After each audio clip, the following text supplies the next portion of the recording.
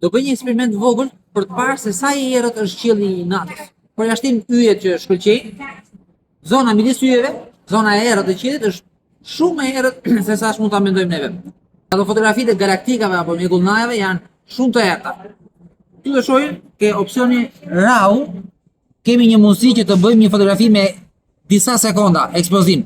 Domethënë aparati celulari, kamera mund të mbledhë dritë në një kohë të gjatë. Do të shohim, bëjmë një fotografi, do vendos kamerën në tavolinë dhe këtu në tavolinë është komplet e errët. Domethënë celulari është komplet i errët në këtë moment. Nuk sheh gjë. Dhe do vendosim ekspozimin 30 sekonda dhe amplifikimin e sinjalit maksimum. Dhe do mbledhim dritë për 30 sekonda dhe të shohim çfarë do dalë nga kjo fotografi. Te ky vend i errët që është celulari në këtë moment. Bëjmë fotografi dhe celulari është duke mbledhur dritë tash. 30 sekonda duke mbledhur dritë nga ky vend i errët ku ndodhet kamera tash, e cila është bllokuar komplet. Nuk hyn dritë, praktikisht nuk hyn dritë brenda poshtë celularit.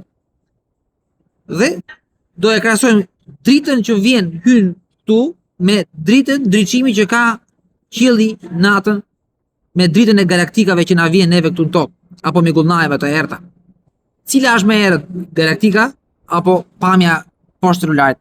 Në këtë moment do shohim këtu që ka një farë drite, një farë zbetësie të vogël dhe kjo është drita që hyn këtu në këtë celular.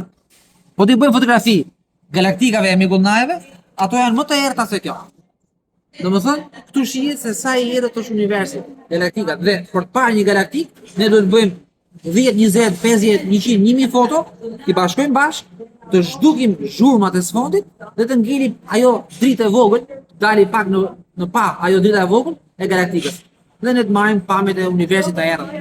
Universi i errët është më i errët se sa ta bllokojmë celularin në këtë formë.